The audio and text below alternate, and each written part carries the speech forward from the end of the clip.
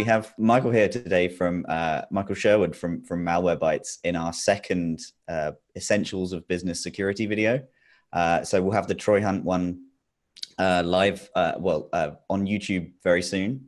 And so we're here today to talk scams, malware, and preventative measures. The other name that you gave it was how your business can survive with how your business can survive. So how did you get involved in security? Like, what's your journey here today? Yeah, so my journey actually started back in 1984 with my first PC. So I was fortunate enough to have an Apple IIc. And over the years, I just really had a passion and love for technology and really serving others and protecting others, of course. So my journey took me through the United States military, where I was fortunate enough to get a lot of really fundamental training on security basics. And this was at the time of like the mid 90s, where Windows NT was kind of the latest and greatest thing. So learned a lot about technology, cryptography, and all sorts of other communication methods that we used in the military. And really that's followed me throughout my career. And now I'm here at Malwarebytes leading all of our online growth, which is hopefully getting some good security in the hands of people that need it, as well as serving all of our technicians who are out there repairing computers and hopefully making the world a safer place. That's awesome. So tell us a bit about Malwarebytes and how it started. Yeah, it's actually an interesting story. So our founder had a computer issue. This was about 13 years ago, and he wasn't able to afford the actual repairs to get the computer fixed. So instead of trying to get the embarrassing conversation started with his parents on why he broke the computer, he sought out random strangers on the internet, and those strangers helped him fix the computer. And he felt so empowered by that he started actually making utilities with these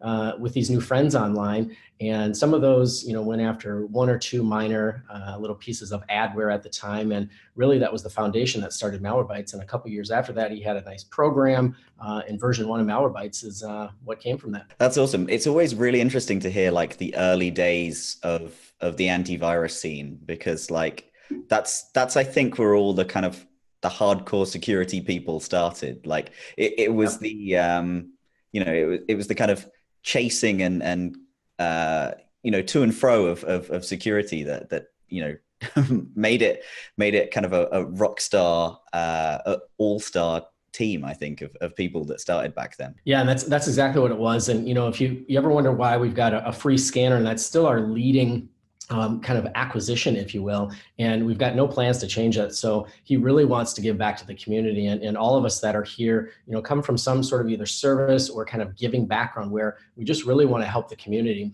And so you've got the free scanner. You're more than welcome to use it to, remediate the infections that you're seeing. And if you want to take us up on the upgrade, that would be awesome to prevent, what's going on in your computer. But use the free scanner all you want. Nice. So jumping into like actual malware, we did some research, and like a global survey in 2018 found that 73% of organizations were impacted by a security event in like the last year. Sure. So what sorts of malware and security threats are you seeing at the moment? Yeah, so that list is pretty endless. We could probably talk on this topic for hours. I'll maybe pick out a couple that are pretty prevalent. So obviously ransomware is still a really hot topic, and we're seeing that definitely switch from kind of everybody is at risk, which everybody still is, but in the consumer sector where there isn't a lot of money, and this is all about money, we've seen ransomware really kind of diminish on the consumer computers. One, it's diminishing, and then two, the devices that they're using are just changing from Windows to maybe they're going to an iPad or to an Android device. But in the business sector, it's still really, really hot. And that's because there's money and there's data there to be gathered. So ransomware is very, very prevalent. And the second one that we're seeing are data breaches. You hear about a data breach almost every single day, whether it's the large Equifax one here that really impacted a lot of us here in the United States, to Marriott, to LinkedIn.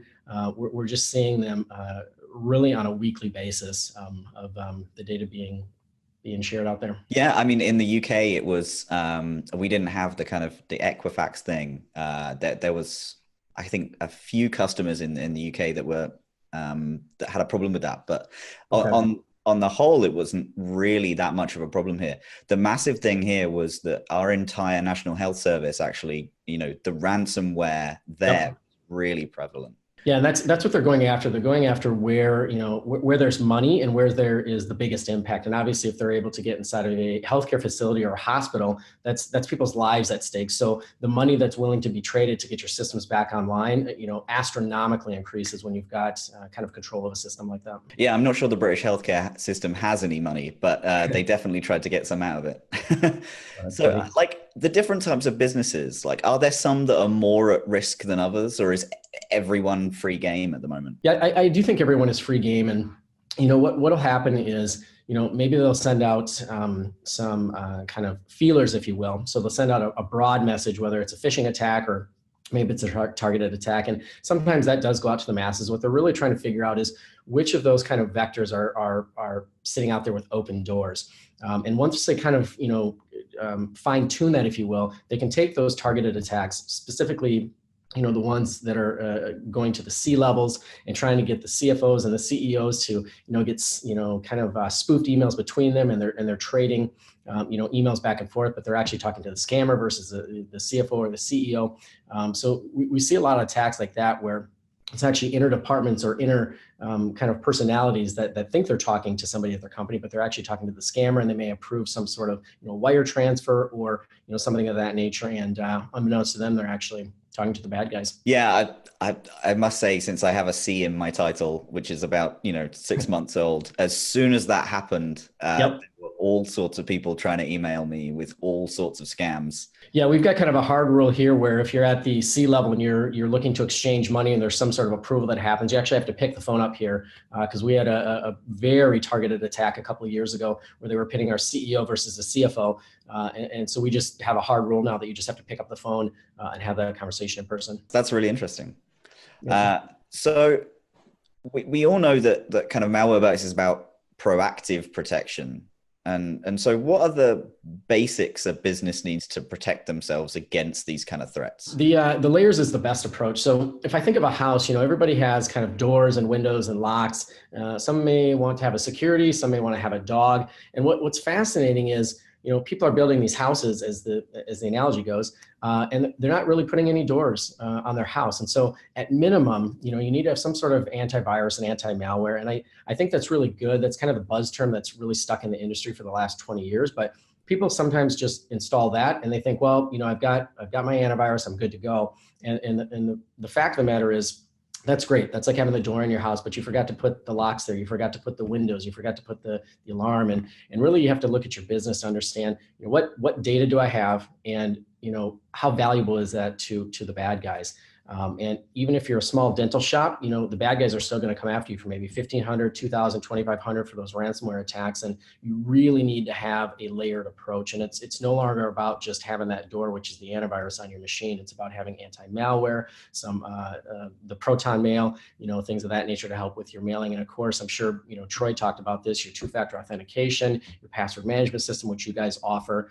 Those are all great layers of security that you can have deployed. That's great to hear. And I think malware in general has been kind of a hot topic for years and years, but it's only kind of recently that this ransomware thing has really kind of picked up, right?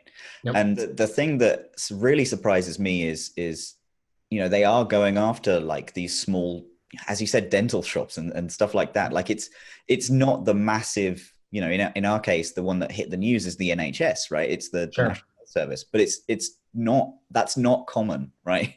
The common thing is that small businesses and kind of going after $1,000 here and $1,000 there.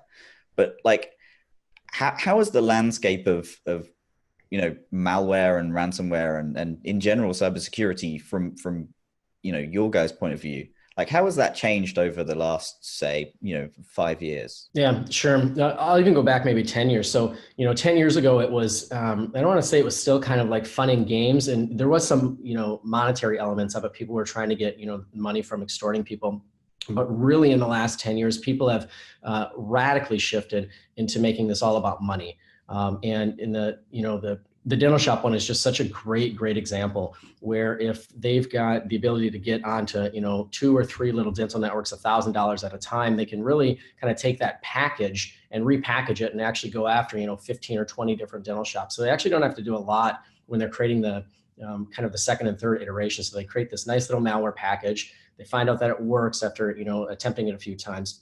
And then they just massively send it out to as many of those organizations as possible. And sometimes, we talk about the layers of security.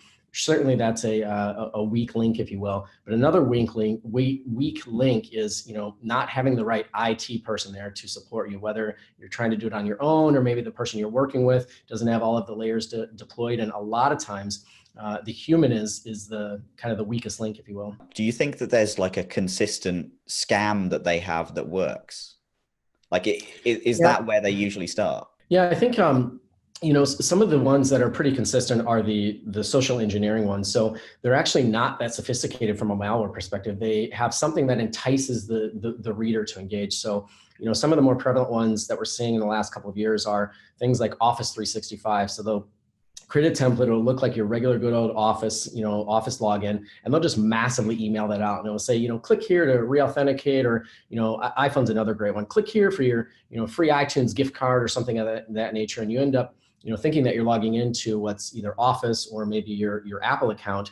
And obviously you're giving your username and password at that time. But even in some sophisticated attacks, they can actually intercept that two-factor authentication code. And within just seconds, they can actually take all three of those elements, so your username, password, your two-factor authentication, and then redirect that login on your behalf, and you've been compromised. Yeah, they're definitely getting more sophisticated in that kind of remit. It's worth noting as well, if you use 1Password to fill that page, we'll just blank refuse to fill it because it's not the right page. Do you think that like a lot of businesses make the mistake of feeling overconfident when they purchase like a single security solution?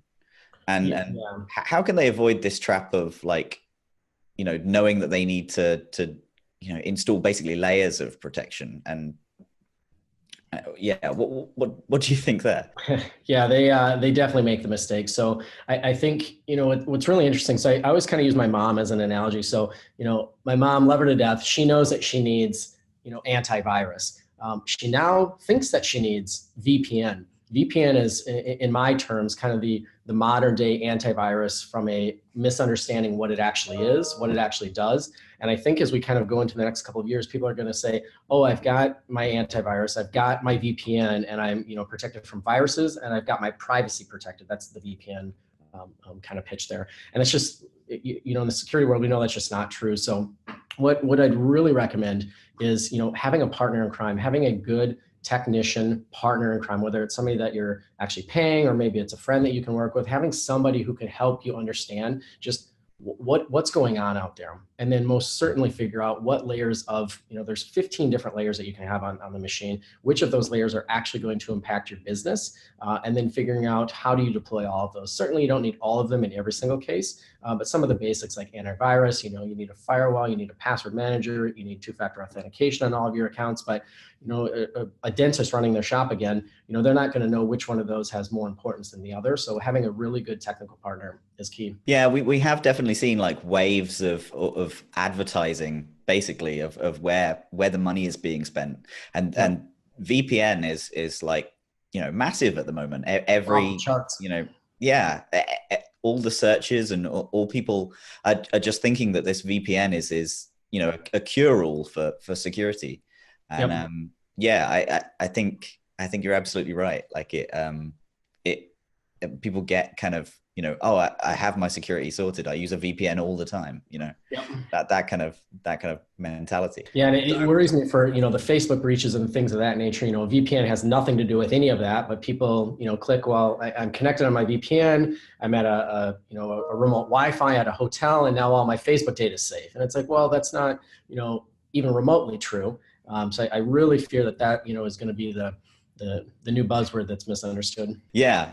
I mean, it's interesting that those people that have and run a VPN, they might, for example, use the same password everywhere. And you're to use your analogy, you might have a roof on your house, but you've definitely got no walls or anything else. Yep. So with this kind of misunderstanding, and with the kind of idea that education can be a massive, like, powerful tool to protect a business almost internally.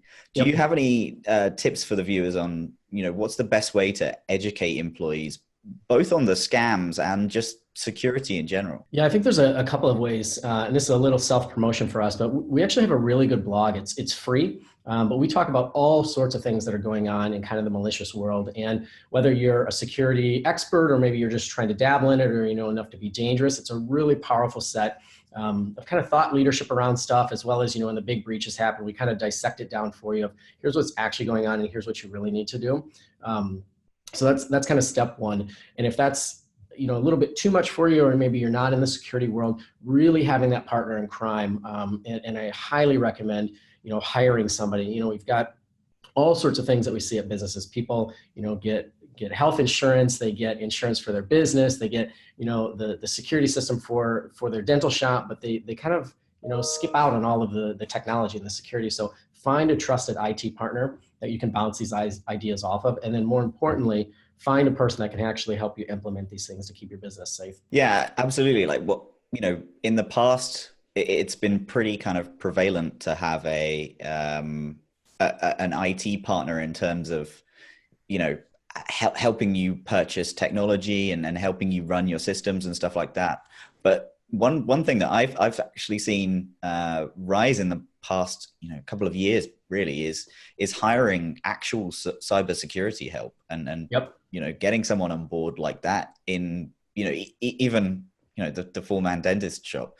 Like it's a really interesting idea to kind of, as well as getting the kind of general IT technician to find someone that really kind of knows the minimum that you need to do. Yeah. Yeah. And even having them come just once a year or once a quarter to do an assessment on, what's actually happening on your business. And it's, going to be way better for you to have somebody who's actually on the good side, breaking through all of your systems to understand, what are your employees doing? Maybe even set up some fake phishing attempts to see who actually is engaging, where do you need to do the training with your employees. But having that security expert is vital here. Michael, thanks so much for joining. And in closing, like, what if you could share one security tip for general businesses, what do you think that would be? Yeah, the one security tip is immediately after this video, enable two-factor authentication on as many accounts as you own. That is the main, quickest, easiest way to protect some of your accounts out there. And then maybe after that, we'll talk about passwords. We'll talk about getting some anti-malware software from us. But if you can go home today, turn two-factor authentication on every one of your accounts. And in every business tool, there's usually a button that turns it on for all of your employees. And that's a great start as well.